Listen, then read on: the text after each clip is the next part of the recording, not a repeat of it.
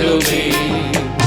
ஆதி அன்பு குறையாமல் வாழ வேண்டுமே. பலிபீடத்தில் அக்கினி அவியாமல் எப்பொழுதும் எரிந்து கொண்டே இருக்க வேண்டும். பலிபீடத்தில் அக்கினி அவியாமல் எப்பொழுதும் எரிந்து கொண்டே இருக்க வேண்டும். கனலாய் கனலாய் இருக்க வேண்டுமே. ஆதி அன்பு குறையாமல் வாழ வேண்டுமே.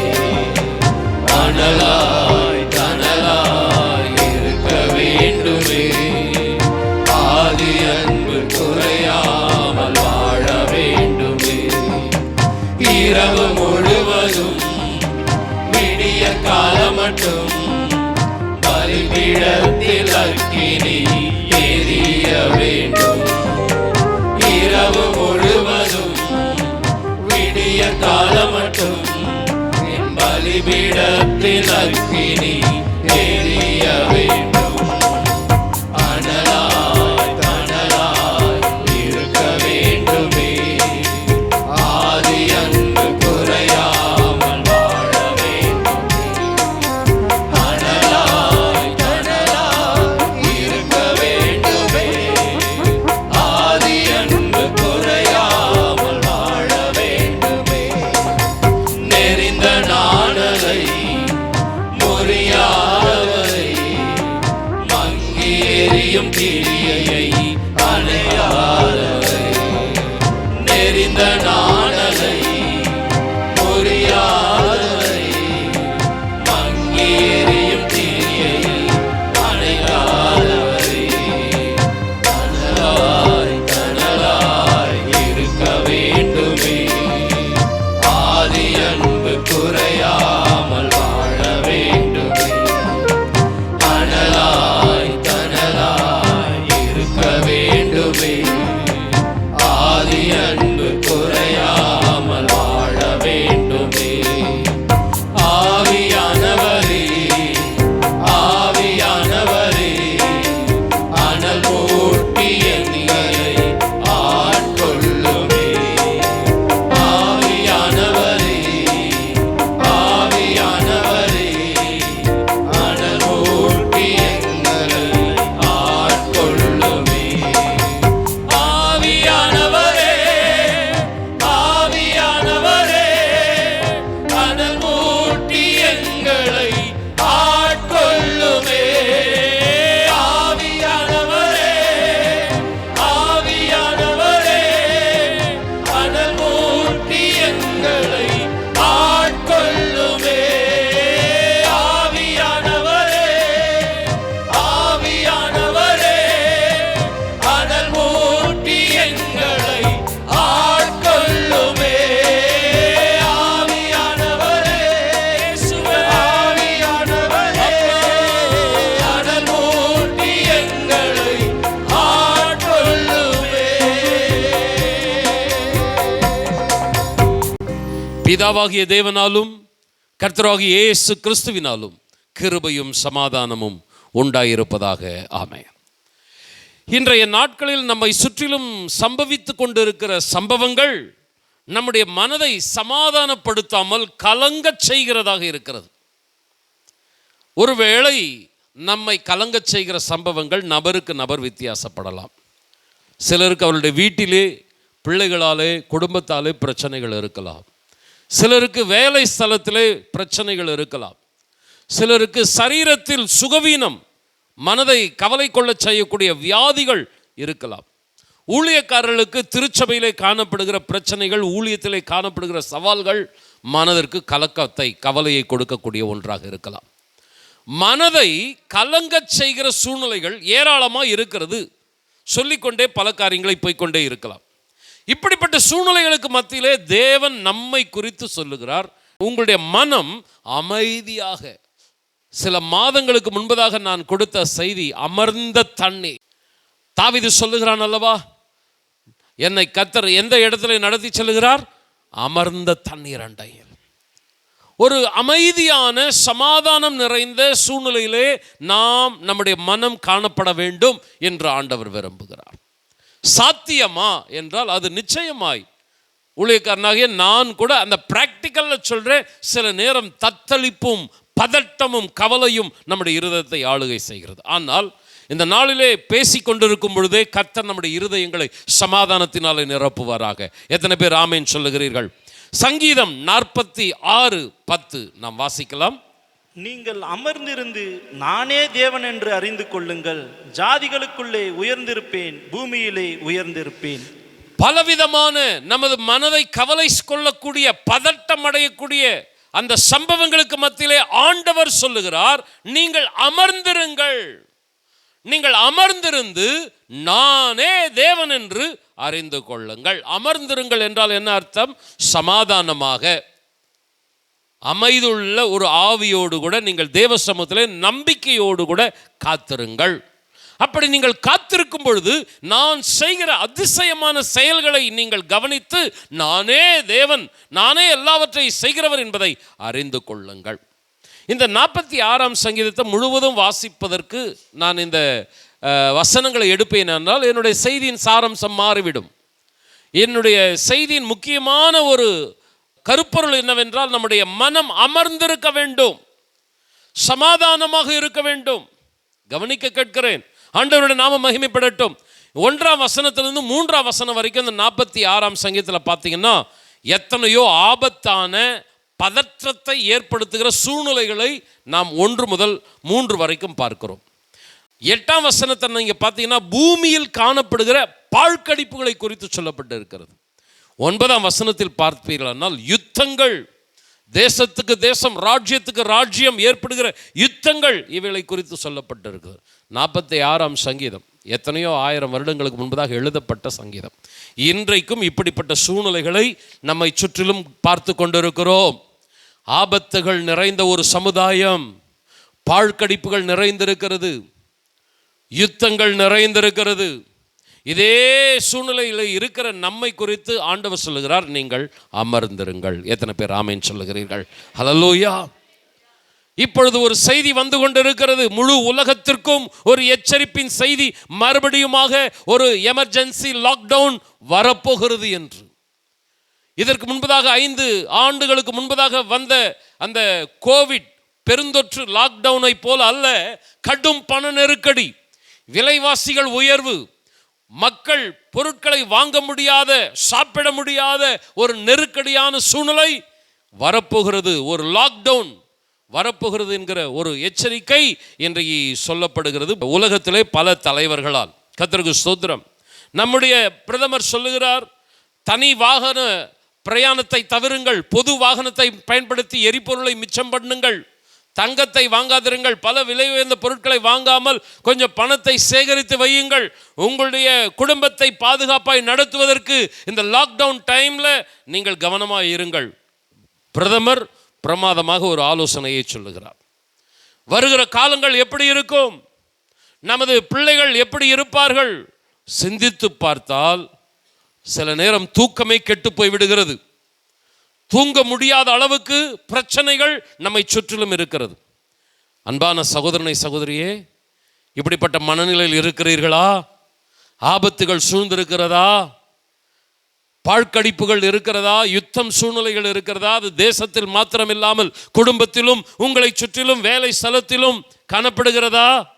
ஆண்டவர் இந்த காலவெளியிலே நம் ஒவ்வொருவரை பார்த்து சொல்லுகிறார், நீங்கள் அமர்ந்திருந்து நானே தேவன் என்று அறிந்து கொள்ளுங்கள். சத்தமா ஆமென் சொல்ல கேட்கிறேன்.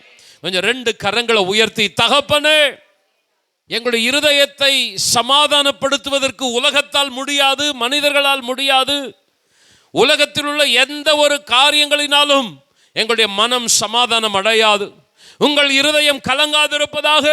தேவனிடத்தில் விசுவாசமாய் இருங்கள், என்னிடத்திலும் விசுவாசமாய் இருங்கள் என்று சொன்னீரே. எங்களுடைய இருதயத்தை நீர் பார்த்து கொண்டிருக்கிறீர். மனிதன் முகத்தை பார்க்கிறான், ஆனால் நீரோ இருதயங்களை பார்க்கிறவர்.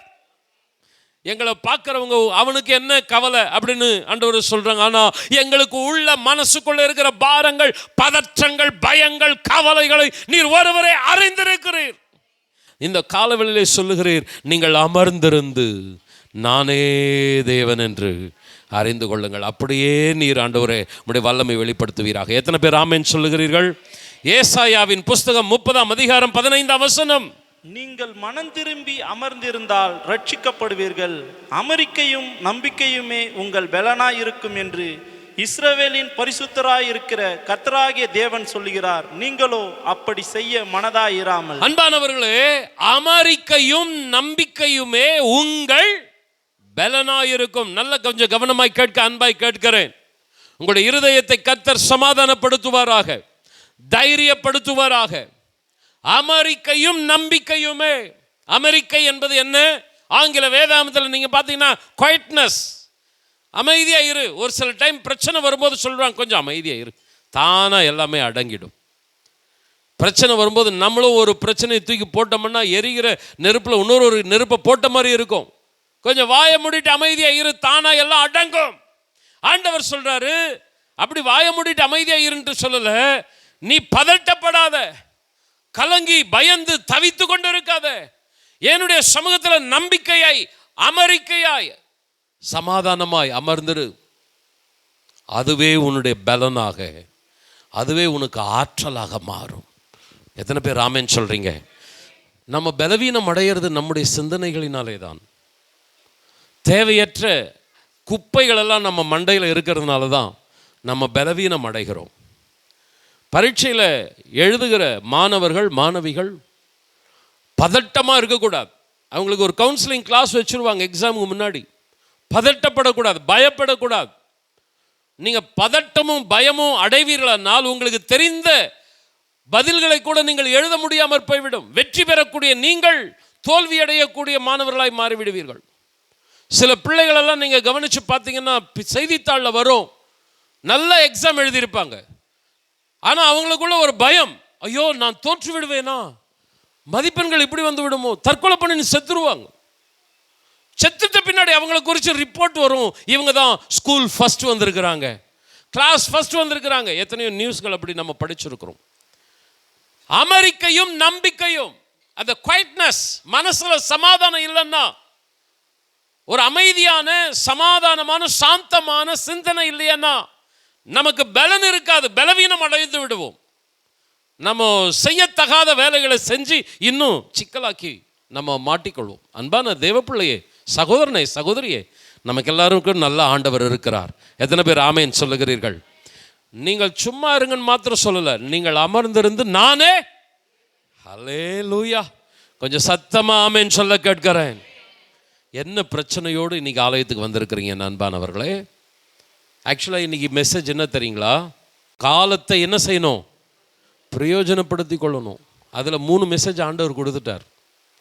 ஆனால் கடந்த நாட்களில் நான் சந்தித்த ஊழியங்களில் இந்த வசனத்தை திருப்பி திருப்பி சில இடங்களில் அறிக்கையிடக்கூடிய ஜெபிக்கக்கூடிய சூழ்நிலைகளை கர்த்தர் கொடுத்தார்.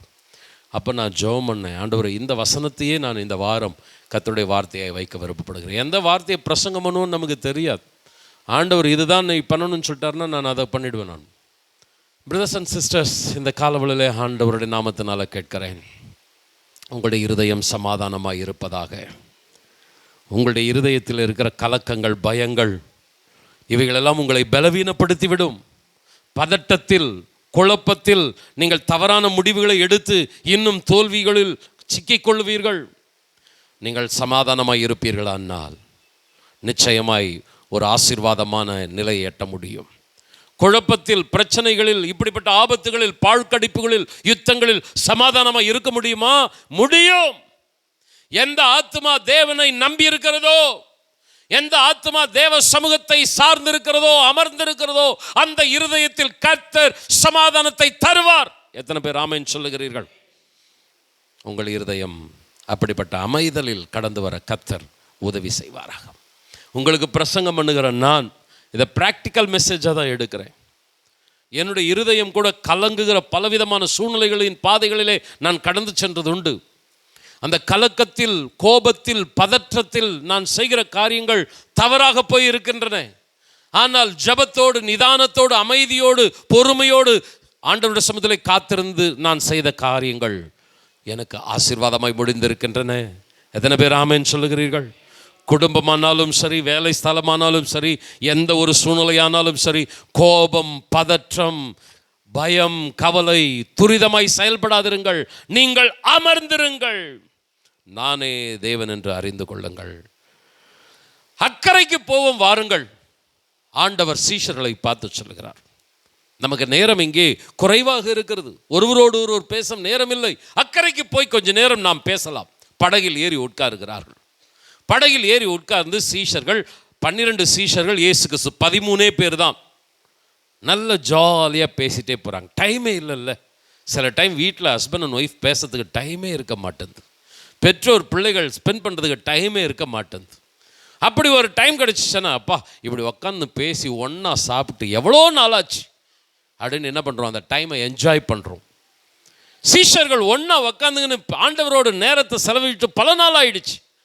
ஏன்னா பயங்கர பிஸி. எப்போ பார்த்தாலும் கூட்டம் வந்துடுது. வாப்பா அக்கறைக்கு போகலாம். படகை எடுத்துக்கிட்டாங்க, ஏறிட்டாங்க. 13 பேர், யாரும் ஏற்றலை, பேசிக்கிட்டே போகிறாங்க. சீஷர்கள் ஆண்டவரோடு பேசுகிறார், ஆண்டவர் சீஷரோடு பேசுகிறார். நல்ல ஒரு டைம் போயிட்டு இருக்குது. திடீர்னு ஆண்டவர் சொல்கிறார், கொஞ்சம் நான் டயர்டாக இருக்கிறேன், நான் தூங்க போகிறேன் அப்படின்னு தலையணை ஒன்றை எடுத்து கப்பலின் பின்னணியத்தில் வைத்து அவர் படுத்து உறங்க ஆரம்பித்து விட்டார். இருக்கிறதுலையே கொடுமையான நேரம் என்ன நேரம் தெரியுங்களா? நம்ம கூட இருக்கிறவங்கெல்லாம் தூங்கிட்டு நமக்கு தூக்கம் வராமல் முழிச்சிட்டு இருக்கிறோம் பாருங்க. ரொம்ப ரொம்ப கொடுமையான நேரம். கொஞ்ச நேரத்தில் படுத்து அடுத்து 5-10 நிமிஷத்தில் கொரட்டை சத்தம் வீட்டில் வரும் படுக்கையில். ஆனால் நமக்கோ எத்தனை முறை புரண்டு படுத்தாலும் என்ன வராது. என்னப்பா இவ்வளோ நிம்மதியாக தூங்குறான். நமக்கு எனக்கு ஒரு பிரச்சனை இருக்குதுங்க. எனக்கு அது ட்ரெயினில் போனாலும் சரி, பஸ்ஸில் போனாலும் சரி, அது சீட்டில் போனாலும் சரி, ஸ்லீப்பர் கோச்சில் போனாலும் சரி, அதில் ஏர் கண்டிஷனில் போனாலும் சரி, படுத்தா தூக்கமே வராது. அப்படியே புரண்டு புரண்டு அப்படியே உட்காந்து டைம் நிறைய நடுஜாமம் கடந்துரும். 2 மணி, 1:30 மணி, 2 மணி, 3 மணி விழிச்சு கொஞ்சம் டயர்டாகி அப்புறமா தூங்குறதுக்குள்ளே 5 மணிக்கு எழுந்துருவோம். இப்படி தான் என்னுடைய டைம் போகும். அந்த டைமில் பஸ்ஸில் இருக்கிறவங்கள சும்மா அப்படி சுற்றி பார்ப்போம். பொறாமையாக இருக்கும். மனுஷனுக்கு எப்படி தூங்குறாங்க பாருங்க. தோத்துறோம். நானும் அதில் பாக்கியசாலியே கிடையாது. இங்கே படகுக்கு வருவோம். சீஷர்கள் தூங்கலை, ஆனால் இயேசு நிம்மதியாக தூங்குறார். சரி பாவம் ஆண்டவர் டிஸ்டர்ப் பண்ண வேணான்னு போயிட்டே இருக்கிறாங்க. திடீர்னு பார்த்தா காற்று அடிக்கிறது, கடல் கொந்தளிக்கிறது. இவங்க எக்ஸ்பீரியன்ஸ்டு பர்சன்ஸ், மீனவர்கள் அல்லவா. அதனால் படகை கொஞ்சம் என்ன பண்ணுறாங்க, அவங்க வேகமாக தண்டு வலிச்சுட்டு போகலாம் அப்படின்னு ட்ரை பண்ணிகிட்டே இருக்கிறாங்க. ஆனால் போக போக காற்று அதிகமாகிறது, புயல் அடிக்கிறது, கடல் கொந்தளிப்பு அப்படியே எழும்பி படகை உடைக்கிறது போலாகிறது. படகு மூழ்கிற தன்மை வந்துடுச்சு. ஆனாலும் இயேசு என்ன பண்ணிட்டு இருக்கிறார். நம்ம பக்கத்தில் ஒருத்தர் தூங்குவாங்க பாருங்க. வீட்டில் 1008 பிரச்சனை இருக்கும், நமக்கு தூக்கம் வராது. ஆனால் ஒரு பிரச்சனையும் நம்ம வீட்டில் இல்லாத மாதிரி தூங்குவாங்க பாருங்க. மனுஷனுங்களா அவங்கெல்லாம்.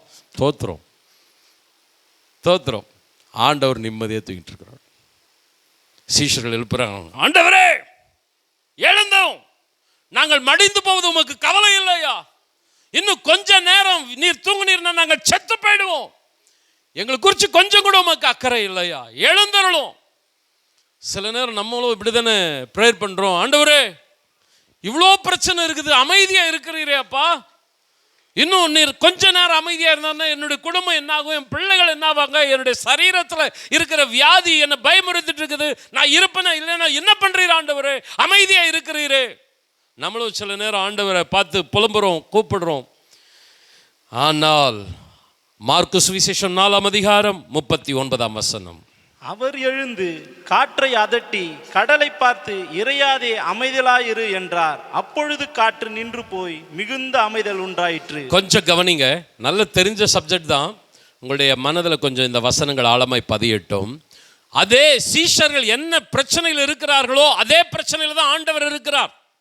படகு உடைந்து கவிழ்ந்தால் சீஷர்கள் மாத்திரமல்ல, ஆண்டவர் இயேசுவும் அந்த கடலில் மூழ்கி மரிக்கக்கூடிய நிலைதான் வரும். ஆனால் ஆண்டவர் எழுகிறார், பிரச்சனைகளை பார்க்கிறார், பதற்றம் அடையவில்லை, கலங்கவில்லை, பயப்படவில்லை. என்ன செய்யணுன்ற அந்த நினைவு அவருக்கு வருகிறது. எழும்புகிறார், கைகளை உயர்த்தி காற்றே அமைதியாயிரு. கடலை பார்த்து இறையாதே, சைலண்டா இரு. அப்படியே காற்று அப்படியே டக்குன்னு நிற்குது. அப்படியே கடல் கொந்தளிச்சுட்டு இருக்கிறதால அப்படியே அப்படியே அப்படியே அப்படியே அமைதியாயிடுச்சு. படகு பயங்கரமாக கவிழ்றது போல் ஆடிட்டு இருந்தது. இப்போது அப்படியே அமைதியான நீரோடையில் இருக்கிற ஒரு சூழ்நிலை போல் படகு அலுங்காமல் குலுங்காமல் அப்படியே பத்திரமா நிற்குது. சீஷர்கள் பயத்திலிருந்து இப்போ பிரமிப்புக்குள் வருகிறார்கள். என்ன ஆண்டவர் இவ்வளவு அற்புதம் செய்கிறாரே! 41ஆம் வசனத்தில் பார்க்கிறோம், அவர்கள் மிகவும் பயந்து, இவர் யாரோ, காற்றும் கடலும் இவருக்கு கீழ்ப்படுகிறது என்று ஒருவரோடு ஒருவர். அன்பானவர்களே, கொஞ்சம் கவனிங்க. இயேசுவுக்குள்ளேயும் பயமும் பதற்றமும் கலக்கமும் இருந்திருந்தால் அந்த நேரத்தில் என்ன செய்யணுன்றது ஒரு மாதிரி டிஸ்டர்பன்ஸாக இருக்கும். நிதானமான அமர்ந்திருக்கிற இருதயம் தான் சரியான முடிவுகளை எடுக்கும். ஆண்டவர் நம் அனைவருக்கும் ஹல்லேலூயா அந்த அமைதியான இருதயத்தை தந்தருளுவாராக. பிரச்சனைகளை சந்திக்காத நபர்கள் யாரும் இல்லை. சங்கீதக்காரன் 46ஆம் சங்கீதத்தில் சொல்லுகிறான், ஆபத்துகள் சூழ்ந்திருக்கிறது, பாழ்கடிப்புகள் பெருகி கொண்டு இருக்கிறது, யுத்தங்கள் என்னை சுற்றிலும் வருகிறது, ஆனால் என்னுடைய இருதயம் அமர்ந்திருக்கும். எத்தனை பேர் ஆமென் சொல்றீங்க? நான் அமர்ந்திருப்பேன் என்றால் என் தேவன் எனக்காய் செயல்படுவதை என்னால் அறிந்து கொள்ள முடியும். அன்பானவர்களே, இந்த படகுல நீங்கள் பார்த்தீங்கன்னா அவர்கள் மிகவும் பயந்து, சூழ்நிலைகள் சில பாடங்களை கற்றுக் கொடுக்கும். அந்த பாடத்தை கற்றுக்கொள்ளணும். நமக்கும் சில சூழ்நிலை வரும், கர்த்தர் அனுமதிப்பார். கடினமான வியாதி வந்தால் ஆண்டவர் கற்றுக் கொடுப்பார். நானே பரிகாரி, சரீரத்தை சாதாரண மண்ணினாலே உண்டாக்கினவர், என்னாலே செய்ய முடியாத காரியம் ஒன்றுமில்லை, ஆண்டவர் கற்றுக் கொடுப்பார். ஆமென் சொல்லுங்க. பணப்பிரச்சனை, நெருக்கடி, யெகோவா ஈரே, அவர் எல்லாவற்றையும் தேவைகள் எல்லாவற்றையும் பார்த்து கொள்வார். எல்லாரும் கைவிட்டுட்டாங்க, நம்ம கூட யாருமே இல்லை, ஆண்டவர் தம்முடைய நாமத்தை வெளிப்படுத்துவார். ஷம்மா, நான் உன் கூடவே இருக்கிறேன், நான் உன்னை விட்டு விலகுவதும் இல்லை, உன்னை. அவருடைய நாமத்தை நம்ம அறிந்து கொள்ளணும்னா சில கடினமான சூழ்நிலைகளில் கடந்து போகும்போது தான் அறிந்து கொள்ள முடியும். சீஷர்கள் சில பாடங்களை கற்றுக்கொள்கிறார்கள். என்ன பாடங்களை கற்றுக்கொள்கிறார்கள்? முதல்ல பாருங்க, அவர்கள் மிகவும் பயந்து. கர்த்தருக்கு பயப்படுகிற பயம் நமக்கு தேவையான ஒன்று பிரதர் சிஸ்டர். கவனிங்க, சிலர்லாம் தேவ சமூகத்துக்கு பயப்படுறதே கிடையாது. துணிகரமாக இருப்பார்கள், அலட்சியமாக இருப்பார்கள். ஆண்டவர் இயேசுவும் சீஷர்களும் ஃப்ரெண்ட்ஸ் போல பழகுறாங்க. நீங்கள் என் சிநேகிதர்கள், நல்ல க்ளோஸ் ஃப்ரெண்ட்ஸு. என்னதான் நெருங்கி பழகினாலும், தேவனோடு கூட முகமுகமாய் பேசினாலும், ஆண்டவருடைய எதிர்பார்ப்பு என்ன தெரியுமா? எனக்கு பயப்படுகிற பயம் இருதயத்தில் இருக்கணும். எத்தனை பேர் ஆமென் சொல்றீங்க? பிள்ளைகளுக்கு எவ்வளோதான் நம்ம செல்லம் கொடுத்தாலும் பெற்றோர்களுடைய எதிர்பார்ப்பு என்ன தெரியுமா? பிள்ளைகள் கொஞ்சமாவது நமக்கு பயந்து கீழ்ப்படிந்து இருக்க வேண்டும். செல்லம் கொடுக்குறோம், அதிகாரம் எஜமானித்துவம் அடி அடின்னு அடிக்கிறது கிடையாது. அன்பையும் கொடுக்குறோம், செல்லத்தையும் கொடுக்குறோம், தாயை போல தகப்பனை போல எல்லாத்தையும் செய்கிறோம். ஆனால் நம்முடைய இருதயத்துக்குள்ளே ஒரு எண்ணம், நமக்கு பயப்படுற பயம் யாருக்குள்ளே இருக்கணும்? பிள்ளைகளுக்குள்ளே இருக்கணும். ஆண்டவர் நம்மக்கிட்ட நல்ல ஃப்ரெண்ட்ஸாக பழகுறார். நான் உங்களுக்கு தாயை போல தேற்றுவேன், தகப்பனை போல சுமப்பேன், சிநேகிதனை போல முகமுகமாய் பேசு. ஆனால் எனக்கு பயப்படுற பயம் இருதயத்தில் இருக்கணும். எத்தனை பேர் ஆமென் சொல்கிறீங்க? தாவீது சொல்கிறான், உமக்கு பயப்படுகிற பயத்தை என் இருதயத்தில் வைத்தீர். Praise the Lord. அவன் ஆரம்பத்தில் ஆண்டவரை சாதாரணமாக நினச்சிட்டான். அவர் பாட்டு பண்ணால் மயங்கிடுவார், அவர் கீபோர்டு போட்டால் அடே சொக்கிடுவார், நம்ம நல்ல பிரசங்கம் பண்ணோம்னா அவர் கவனாயிடுவார். ஒரு அடி அடித்தார் தாவீதை தப்பு பண்ணும்போது. அதுக்கு அடுத்து அவன் நடுக்கம் பிடிக்க ஆரம்பித்தது. அப்போ பிடிச்ச நடுக்கம்தான் அவன் இருதயத்தை விட்டு அந்த பயம் போகவே இல்லை. அல்லேலூயா. சூழ்நிலைகளினாலே சில பாடத்தை ஆண்டவர் கற்றுக் கொடுக்கிறார், எனக்கும் உங்களுக்கும். ஆமென் சொல்லுங்க. ஒரு பயம் பிடிக்கணும் நமக்கு. அலட்சியமா நிர்விசாரமா நம்ம காணப்படுவோம்னால் முதல்ல ஆண்டவர் பயத்தை கற்றுக் கொடுக்கிறார். ரெண்டாவது அவர்கள் என்ன பண்றாங்க? இவர் யாரோ, காற்றும் கடலும் இவருக்கு கீழ்ப்படுகிறது. ஆண்டவர் இந்த 46:10 என்ன சொல்றார்? நானே தேவன் என்று அறிந்து கொள்ளுங்கள். அப்படின்னா என்ன அர்த்தம்? என்னுடைய வல்லமையை நான் வெளிப்படுத்துவேன். அதான் நான் இதுக்கு முன்னாடி சொன்னேன். வியாதியா, பணப்பிரச்சனையா, அல்லது பலவிதமான போராட்டமா நெருக்கடியா நான் கூட இருக்கிறேன், என் நாமத்தை வெளிப்படுத்துவேன், நானே தேவன் என்று நீ அறிந்து கொள்வாய். சத்தமா ஆமென் சொல்லுங்கள். பிரதர் அண்ட் சிஸ்டர், நமக்கு வருகிற பிரச்சனைகள் நமக்கு கற்றுக் கொடுக்கிற நல்ல பாடங்கள், ஆசான்கள். அப்படி பாடங்களை கற்றுக்கொள்கிறீர்களா அருமையானவர்களே? கர்த்தருக்கு பயப்படுகிற பயம் இருக்கிறதா? உலக மனிதன் சொல்லுகிறான், கற்றது கைமண் அளவு, கல்லாதது உலக அளவு. நீ கற்றுக்கிறது எவ்வளோ தெரியுமா? இவ்வளோ கைப்பிடிக்குள்ளே இருக்கிறது தான்ப்பா, இவ்வளோ தான்ப்பா நீ கற்றுட்டு இருக்கிற. ஆனால் நீ இன்னும் கற்றுக்க வேண்டியது எவ்வளோ இருக்குது? நிறையால இருக்கு. அதனுடைய அர்த்தம் 3 காரியம் சொல்லப்படுகிறது. அது கிறிஸ்தவத்துக்கும் ரொம்ப பொருத்தமானது. 3 காரியம். அதனுடைய அர்த்தம் என்னன்னா, முதல்ல அடக்கம். நீ எவ்வளவு அறிவாளியாக இருந்தாலும் எல்லாம் எனக்கு தெரியும்னு அகந்தையா இருக்கக்கூடாது. 2வது, முடிவற்ற தேடல். கல்விக்கு எல்லையே கிடையாது, கற்றுக்கொள்வதற்கு ஒரு எல்லையே கிடையாது. நம்முடைய வாழ்நாள் முழுவதும் புதிய விஷயங்களை நாம் கற்றுக்கொண்டே இருக்க வேண்டும். 3வது, வளர்ச்சி மனப்பான்மை. அறியாமைதான் இருள். அந்த அறியாமையை நாம் மேற்கொள்ள வேண்டுமானால் கற்றுக்கொள்ளுகிற மனப்பான்மை நமக்கு மிக பெரும் முக்கியமான அவசியம். ஆமென் சொல்லுங்க. இந்த 3 காரியம் உலக மனுஷன் கற்றுக் கொடுக்குறான். நீ கத்தது கைமண் அளவுப்பா, நீ கல்லாதது உலகளவு, இப்படி இருப்பான்னு கற்றுக் கொடுக்குறான். சபையில் இருக்கிற நம்ம எப்படி இருக்கிறோம்? அடக்கமாக இருக்கிறோமா? எல்லாம் எனக்கு தெரியுன்னு இருக்கிறோமா? அல்ல, நான் இன்னும் கற்றுக்கொள்ளணும். ஆமென். எத்தனை பேர் ஆமென் சொல்லுகிறீர்கள்? தேவனை குறித்து எனக்கு எல்லாம் தெரியும், பைபிளை குறித்து எனக்கு எல்லாம் தெரியும் சொல்ல முடியுமா? எவ்வளவு பெரிய சீனியர் பாஸ்டராலும் சொல்ல முடியாது, உலகத்தையே கலக்குகிற பிரசங்கியாலும் சொல்ல முடியாது எனக்கு பைபிள் எல்லாமே தெரியும்னு. வேதம் புதிய புதிய காரியங்களை கற்றுக்கொண்டே இருக்கிறது. தேவன் தம்மை குறித்து ஒவ்வொரு நாளும் வெளிப்படுத்தி கொண்டே இருக்கிறார். நாம் கல்லாதது வேதத்திலும் தேவனுடைய காரியங்களிலும் உலக அளவு இருக்கிறது. நமக்குள் இருக்க வேண்டிய சிந்தனை, நான் இன்னும் கற்றுக்கொள்ள வேண்டும். எல்லையே இருக்கக்கூடாது. எல்லையை போட்டுட்டீங்கன்னா அவ்வளோதான், முடங்கிடுவீங்க. எனக்கு எல்லாம் தெரியும் நினைச்சிங்கன்னா அவ்வளோதான், நீங்கள் இடறி போயிடுவீங்க. அருமையானவர்களே, பவுல் அப்போஸ்தலன் சொல்லுகிறான், 1 கொரிந்தியர் 8ஆம் அதிகாரம் 2ஆம் வசனம், ஒருவன் தான் ஏதேனும் ஒன்றை அறிந்தவன் என்று எண்ணிக்கொள்வானானால் ஒன்றையும் அறிய வேண்டிய பிரகாரமாக அவன் இன்னும் அறியவில்லை. பாருங்க, பவுல் என்ன சொல்றார் அழகா கொரிந்து சபைக்கு. எனக்கு எல்லாம் தெரியும்னு எவன் சொல்றானோ அவன் உண்மையா ஒன்றும் அவனுக்கு தெரியல அப்படின்னு ஆண்டவர் சொல்றார். சிலர்லாம் பார்த்தீங்கன்னா அப்படி எனக்கு தெரியாது என்ன இருக்குது அப்படின்னு ஒரு மாதிரி மமதை பிடித்தவர்களாக இருப்பாங்க. பவுல் அப்படிப்பட்டவர்கள் சொல்றாங்க, ஒன்றும் அறிய வேண்டிய பிரகாரம் அவங்கள் அறியவில்லை. அந்த பவுல் தான் என்ன அழகா இன்னொரு காரியத்தை சொல்றாரு தெரியுங்களா? பிலிப்பியர் 3ஆம் அதிகாரம் 7-8 வாசிங்கள்.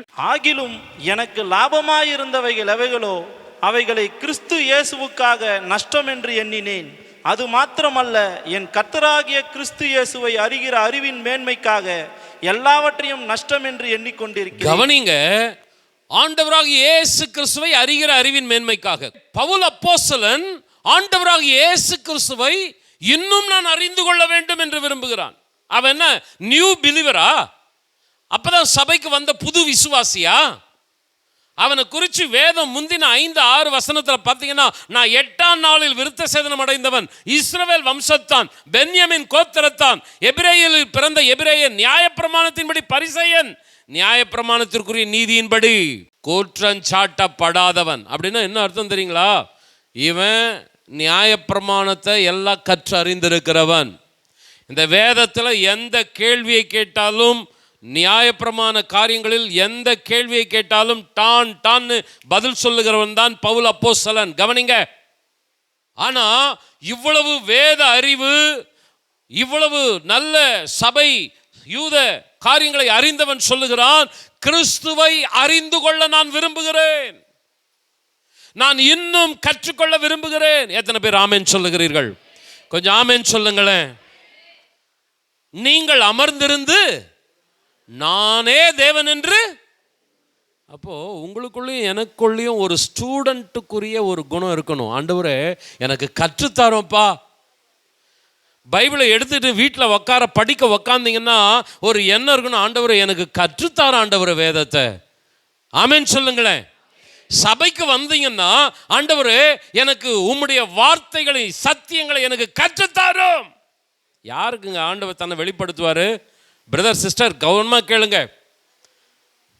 கவனமாக கேளுங்க. உங்களுடைய மனசில் நிறைய குழப்பம், கவலை, பயம், அதோடு அப்படியே திரும்பி போனீங்கன்னா இந்த சபைக்கு வர்றது நஷ்டமா?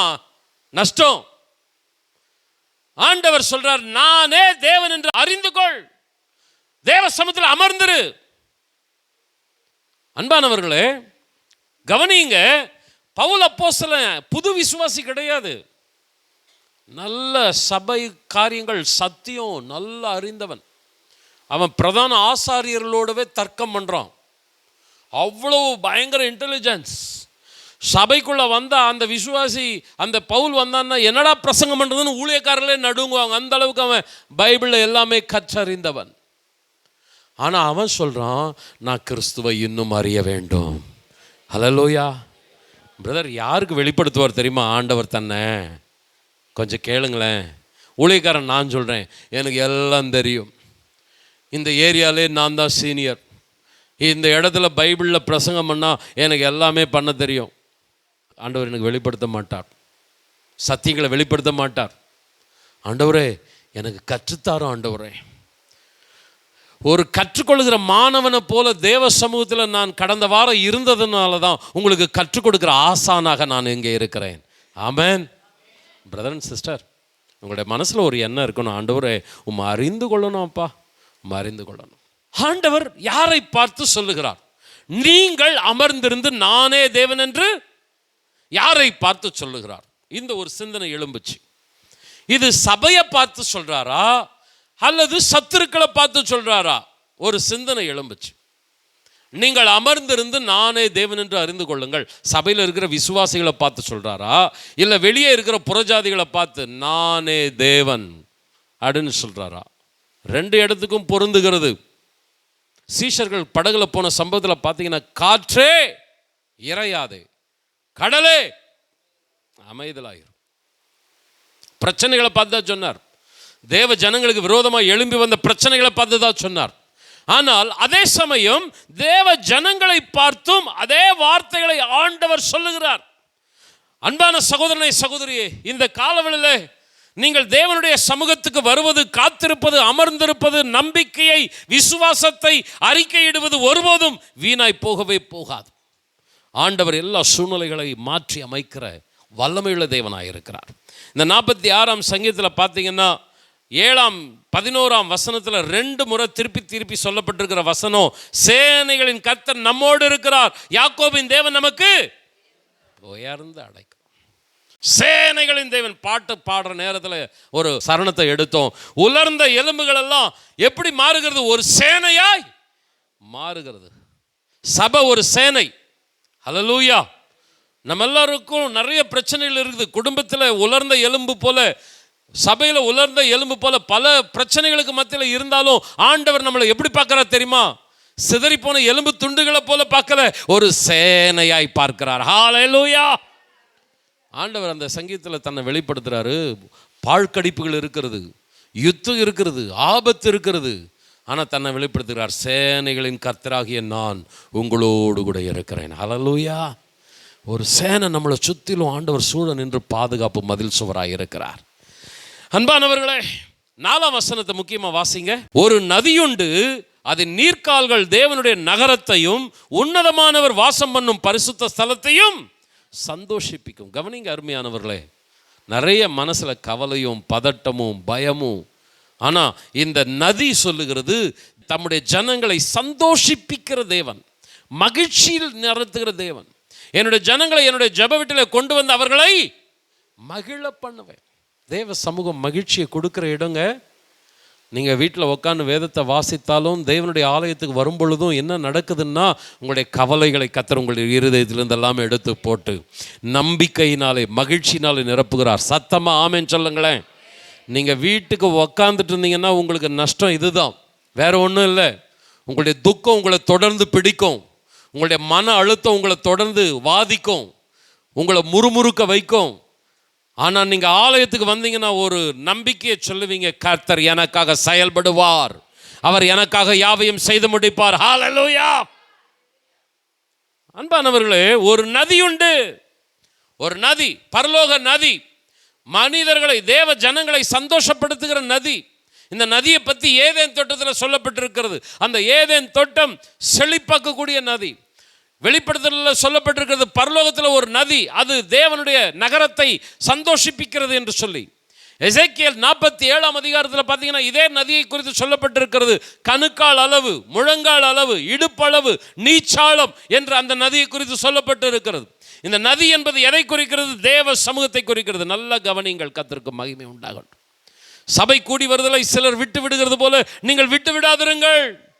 சபைக்கு வருகிறதுனால ஒரு லாபம் என்னவென்றால், தேவன் உங்களுடைய புலம்பல்களை ஆனந்த களிப்பாய் மாற்றுவார். உங்களுடைய துக்கங்களை சந்தோஷமாய் மாற்றுவார்.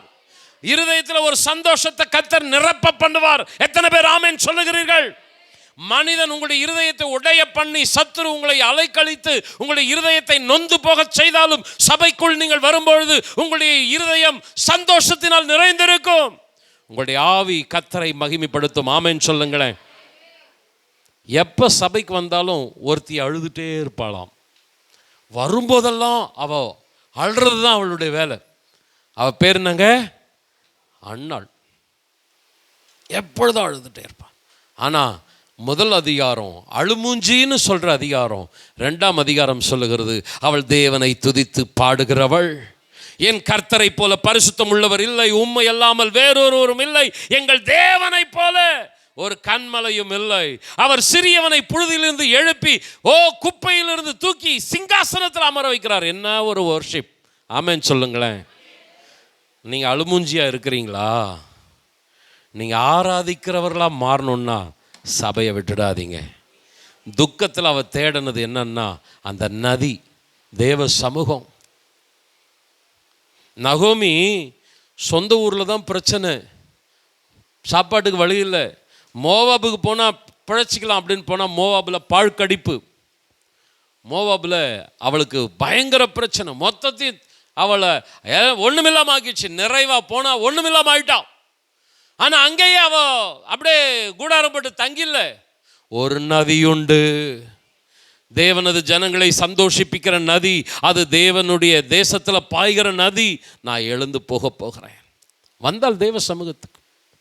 அன்பானவர்களே, முறுமுறுத்துட்டு இருந்தாவோ, எப்போ பார்த்தாலும் முறுமுறுப்பு. அண்ணாலை பார்த்தா எப்போது பார்த்தாலும் அழுமுஞ்சி, நகோமியை பார்த்தா எப்பொழுது பார்த்தாலும் முறுமுறுப்பு. 2 பேருடைய முதல் அதிகாரத்தை பாருங்க, இந்த காரியம்தான் இருக்கும். ஆனால் அடுத்த அதிகாரத்திலிருந்து பாருங்க, அதே நகோமியினுடைய வீட்டை கர்த்தர் கட்டி எழுப்பினார். நீதிமானுடைய வீட்டில் ஒரு ரட்சிப்பின். ஆண்டவருக்கு மகிமை. வீட்டை கட்டி எழுப்புறது சாதாரண விஷயம் இல்லைங்க. அந்த வீட்டுக்குள்ளே கிறிஸ்து பிறந்தது தான் பெரிய விஷயம். அல்லேலூயா. பிரதர் அண்ட் சிஸ்டர், நான் சொல்லிகிட்டே போக முடியுது. எத்தனையோ அன்னாள், நகோமி, அந்த சீஷர்கள். நீங்கள் அமர்ந்திருக்கிறீர்களா தேவ சமூகத்தில்? உங்களுடைய பிரச்சனை பெருசு தான் பிரதர் சிஸ்டர். பெனினாள் ஒரு யுத்த களம், எப்போ பார்த்தாலும் சண்டைக்காரி. அன்னாள் அழுறதுக்கு காரணம் என்ன? பெனினாள் சண்டைக்காரி, யுத்தக்களம். அவர் யுத்தத்தை ஓய பண்ணுகிறவர். நகோமிக்கு பாழ்கடிப்பு, பெத்லகேமில் இருந்தாலும் பஞ்சம், மோவாபுக்கு போனாலும் மரணம், பாழ்கடிப்பு. ஆனால் தேவ சமூகத்தில் அமர்ந்திருந்தாள். மாற்றம் வர்ற வரைக்கும் நான் உம்மை விட மாட்டேன் ஆண்டவரே. எத்தனை பேர் ஆமேன்னு சொல்கிறீங்க? பாதியில் விட்டுடாதீங்க தேவ சமூகத்தை. எப்படிப்பட்ட ஒரு சூழ்நிலையாக இருந்தாலும் சொல்லுங்க, எனக்கு ஒரே நம்பிக்கை, நீர் மாத்திரம்தான் ஆண்டவரே. நீங்கள் அமர்ந்திருந்து நானே. ஃபைனலி ஒரு சப்ஜெக்ட் நான் முடிக்கிறேன். நீங்கள் அமர்ந்திருந்து நானே தேவன் என்று அறிந்து கொள்ளுங்கள் அப்படின்றதுக்கு இன்னொரு அர்த்தம் என்ன தெரியுமா? நான் இன்ஆக்டிவாக இல்லை, நான் ஆக்டிவாக இருக்கிறேன். நான் செயல்படுகிற தேவனாக இருக்கிறேன். நீங்கள் அமர்ந்திருங்கள், ஆனால் நான் அமர்ந்திருக்க மாட்டேன்.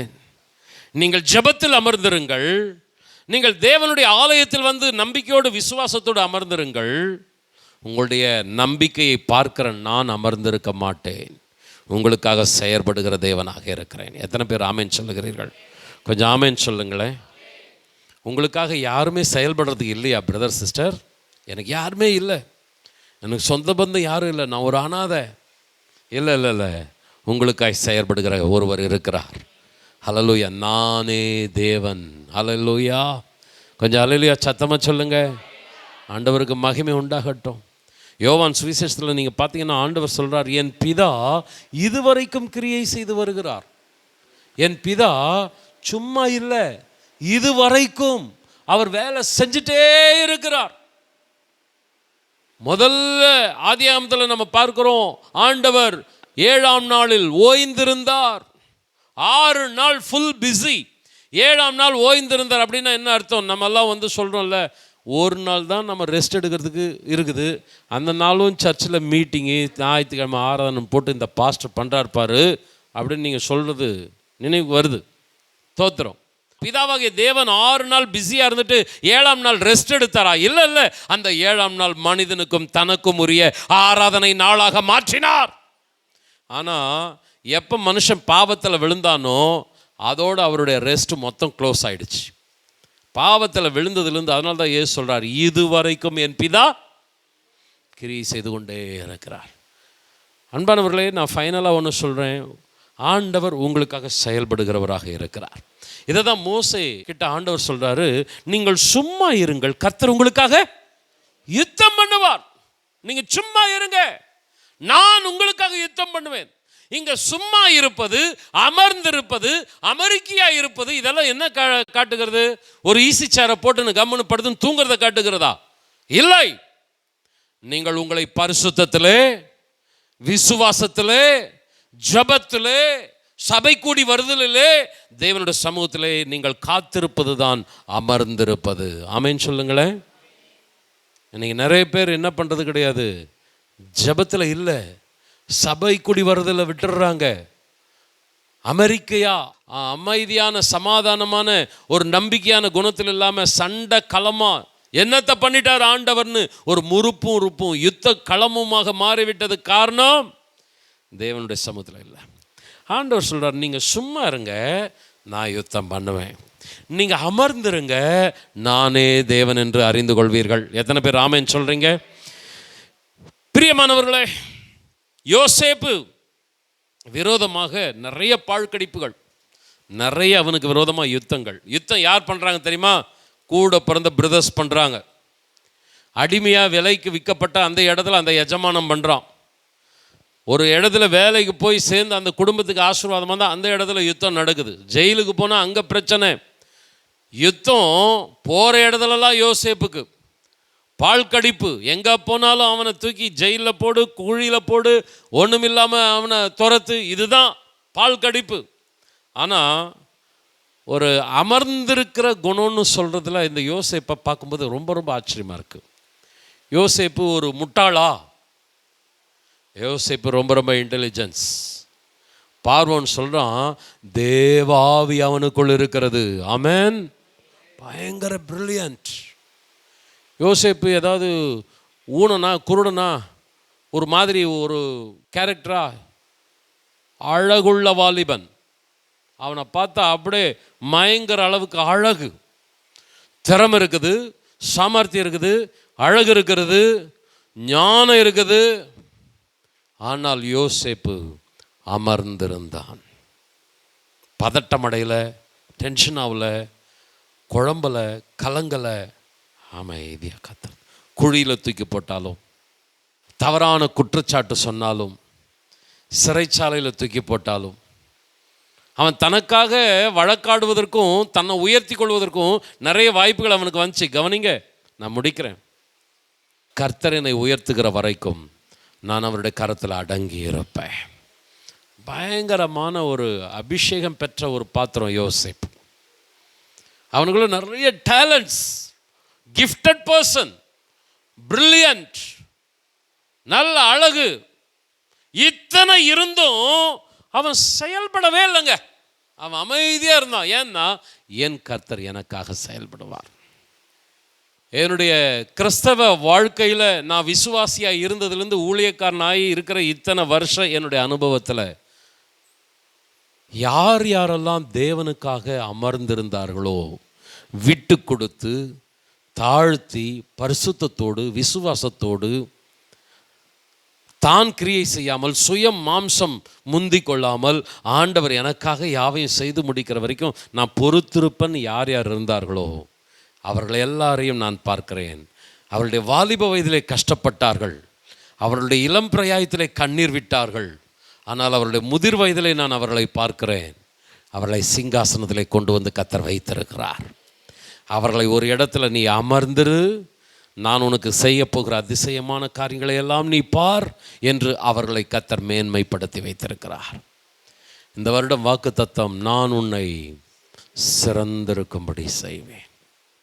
உங்களுடைய சுயத்துக்கு, உங்களுடைய மாம்சத்துக்கு, உங்களுடைய இஷ்டத்துக்கு, மனுஷனுடைய திட்டத்துக்கு இப்படியெல்லாம் நீங்கள் இழுப்புண்டு போவீர்களானால் கடைசி முதிர் வயது வரைக்கும் அலைச்சலும் சஞ்சலமும் வருத்தமுமே தொடர்ந்து கொண்டே இருக்கும். நீங்கள் தெய்வ சமூகத்தில் அமர்ந்திருங்கள். எத்தனை பேர் ஆமென் சொல்லுகிறீர்கள்? உங்களுக்கு நல்ல திறமை இருக்கிறது, உங்களுக்கு நல்ல சாமர்த்தியம் இருக்கிறது, அழகு இருக்கிறது. மற்றவர்களை கவருவதற்கு நீங்கள் நினைத்தால் பல காரியங்களை நீங்களே சாதித்து விடலாம். ஆனால் சொல்லுங்கள், நான் அமர்ந்திருப்பேன், எனக்காக கர்த்தர் யாவையும் செய்து முடிப்பார். கண்களை மூடி ஆண்டவரை நோக்கி பார்த்து பவுல் அப்போஸ்தலன் சொல்லுகிறான், எனக்கு எல்லாம் தெரியணும் இல்லை, நான் தேவனை கற்றுக்கொள்ள, அவருடைய வல்லமை அறிந்து கொள்ள நான் அமர்ந்திருக்கிறேன். அன்பான வாலிப சகோதரனை, கன்னிகையே, எவ்வளவோ பிரச்சனைக்கு மத்தியில் நீ இருக்கிறாய், குழப்பம், பயம், கவலைக்கு மத்தியில் இருக்கிறாய்.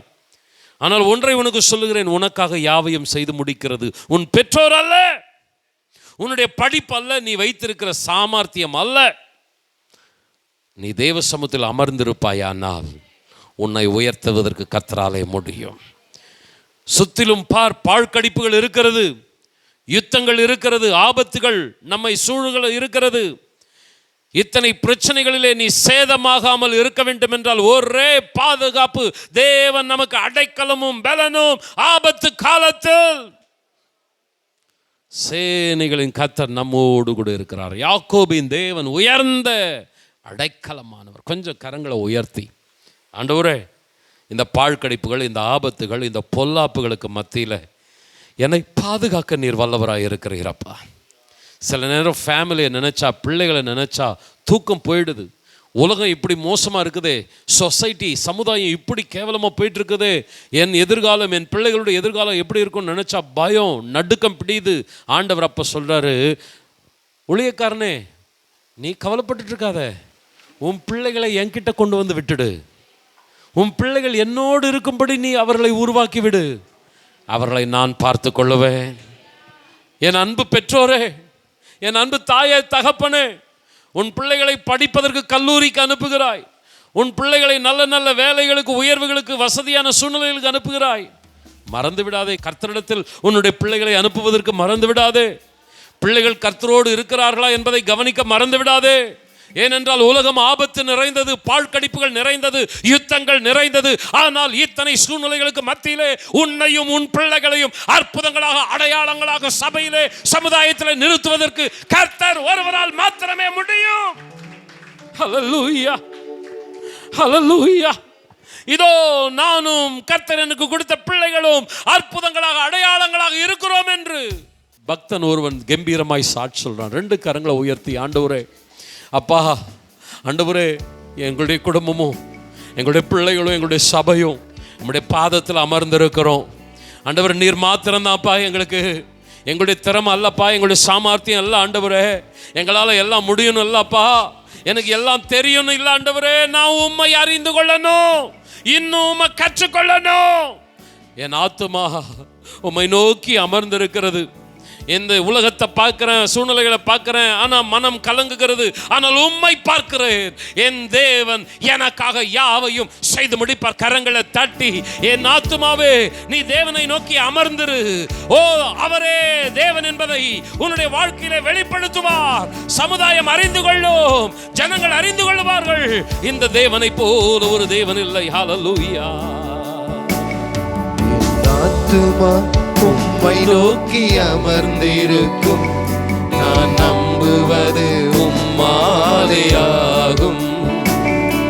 என் ஆத்துமா உம்மை நோக்கி அமர்ந்திருக்கும், நான் நம்புவது உம்மாலேயாகும். கண்மலையே, அடைக்கலமே, என்பலனே, என்னை மீட்டவரே, அடைக்கலமே என் பலனே, என்னை காப்பவரே, அசைவுற விடமாட்டீ என்னை அசைவுற விடமாட்டீ எக்காலத்திலும் உம்மை நம்பிடுவே என் இதயத்தை உம்மிடம் ஊற்றிடுவே எக்காலத்திலும் உம்மை நம்பிடுவே என் இதயத்தை உம்மிடம் ஊற்றிடுவே அசைவுற விடமாட்டீ என்னை அசைவுற விடமாட்டீ அசைவுற விடமாட்டீ என்னை அசைவுற விடமாட்டீ கிருபையும் மகிமையும் நிறைந்தவரே சமயத்தில் தக்க பலன் அளிப்பவரே கிருபையும் மகிமையும் உடையவரே சமயத்தில் தக்க பலன் அளிப்பவரே அசைவுற விடமாட்டீ என்னை அசைவுற விடமாட்டீ அசைவுற விடமாட்டீ என்னை அசைவுற விடமாட்டீ என் ஆத்துமா உம்மை நம்பி இளைப்பாரிடும் நான் நம்புவது உம்மாலேயா. எத்தனை பேர் சொல்றீங்க? என் ஆத்துமா உம்மை நம்பி இளைப்பாரிடும் நான் நம்புவது உம்மாலேயாகும்.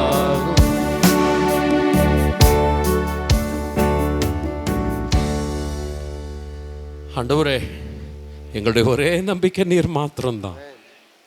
எங்களுடைய சாமர்த்தியம், எங்களுடைய திறமை ஆண்டவரே தோல்வி அடையும். ஆண்டவரே அப்பா, நாங்கள் எங்களுக்காக எடுக்கிற முயற்சிகள் ஒருவேளை எங்களுக்கு சஞ்சலத்தையும் கலக்கத்தையும் கொண்டு வந்துவிடும். ஆனால் எங்களுக்காக நீர் செயல்படுவது ஆண்டவரே சிகரத்தில் எங்களை கொண்டு வந்து நிறுத்தும். ஆண்டவரே, நாங்கள் பார்க்கிறோம், அன்னாளை பார்க்கிறோம், நகோமியை பார்க்கிறோம், யோசேப்பை பார்க்கிறோம். உம்முடைய சமூகத்தில் அமர்ந்திருந்தார்கள். பிரச்சனை இருந்தது. ஆண்டவரே, வாழ்க்கையே அழிந்து போய்விட்டது என்று சொல்லுகிற அளவுக்கு அவருடைய வாழ்க்கை மிகவும் மோசமானது. ஆனால் அவர்கள் உம்முடைய சமூகத்தில் அமர்ந்திருந்தார்கள். கொஞ்சம் ரெண்டு கரங்களை உயர்த்தி, ஆண்டவரே, ராஜாக்களை ஏற்படுத்துகிற ஒரு தீர்க்கதரிசி அன்னாளின் வீட்டிலே, ஆண்டவராக இயேசு கிறிஸ்து என்கிற இரட்சகர் நகோமியின் வீட்டிலே. தகப்பனே, எங்கள் குடும்பம் அழியவே அழியாது. சத்துரு எத்தனை போராடினால் என்ன, பூமியில் எத்தனை பாழ்கடிப்புகள் வந்தால் என்ன, எத்தனை யுத்தங்கள் ஆபத்துகள் எங்களை சூழ்ந்து இருந்தால் என்ன. எத்தனை பேர் ஆமென் சொல்லுகிறீர்கள்? ரெண்டு கரங்களை உயர்த்தி, நாங்கள் உம்முடைய சமூகத்தில் அமர்ந்திருக்கிறோம். நானே தேவன், நீங்கள் அறிந்து கொள்வீர்கள். எழுந்தருளும் ஆண்டவரே. சத்ருவோ மனுஷனோ ஜெயிக்க கூடாது. நாங்கள் ஆராதனையில் பாடணும், எங்களுடைய சுயம் கூட ஜெயிக்க கூடாது. நாங்கள் தோக்கணும், எங்களுக்குள்ள நீர் ஜெயிக்கணும். ஆண்டவர், நீர் ஆளுகை செய்வீரானால் ஒரு பொழுதும் மனுஷனோ சத்ருவோ வெற்றி பெறவே முடியாது. ஜெயம் கொடுக்கிற தேவன். பிழைத்து போன்னு விடலப்பா, சிகரத்தில் கொண்டு வந்து யோசேப்பை வைத்தீரப்பா. உம்மை நம்புகிற, உம்மை நோக்கி பார்க்கிற முகங்கள் ஒருபோதும் வெட்கப்பட்டு போகாது. இப்படி ஜனங்கள் ஆசீர்வதியும். இந்த இருதயம் கலங்கும் போதெல்லாம் யாருக்கு தெரியும் அப்பா? மனுஷன் சொல்கிறான், அவங்களுக்கு என்ன நல்ல வேலை இருக்குது, அது இருக்குது, இது இருக்குதுன்னு சொல்கிறான். ஆனால் எங்கள் இருதயத்தை உமக்கு மாத்திரம்தான் தெரியும் அப்பா. மனுஷன் முகத்தை பார்க்குறான், கர்த்தரோ ஆண்டவரே எங்களுடைய இருதயங்கள் அமர்ந்திருக்கட்டும். கலங்காமல் உம்முடைய சமூகத்திலே நம்பிக்கையாக இருக்கட்டும். நிச்சயமாக எங்களுக்காய் நீர் செயல்படுவீர், யாவையும் செய்து முடிப்பீர். உமது ஜனத்தை ஆசீர்வதிக்கிறோம். சமாதானத்தோடு இருக்க, அவருடைய கூடாரங்களில் ஆண்டவர் மகிழ்ச்சி நிறைந்திருக்க கிருபை தருவீராக. சுகவீனங்கள் பலவீனங்கள் மாறட்டும். துதி கன மகிமை உமக்கே செலுத்துகிறோம். இயேசுவின் நாமத்தில் ஜெபிக்கிறோம் நல்ல பிதாவே, ஆமென். என் ஆத்துமாவே கர்த்தரை ஸ்தோத்திரி, என் முழுமே பரிசுத்த நாமத்தை ஸ்தோத்திரி. என் ஆத்துமாவே கர்த்தரை ஸ்தோத்திரி, கர்த்தர் செய்த சகல உபகாரங்களை மறவாதே. ஆமென். நம்முடைய கர்த்தராகிய இயேசு கிறிஸ்துவின் கிருபையும் பிதாவாகிய தேவனது அன்பும் பரிசுத்த ஆவியானவருடைய ஆசீர்வாதமான வழி நடத்துதலும் நம் அனைவரோடு கூட என்றென்றும் தங்கியிருப்பதாக.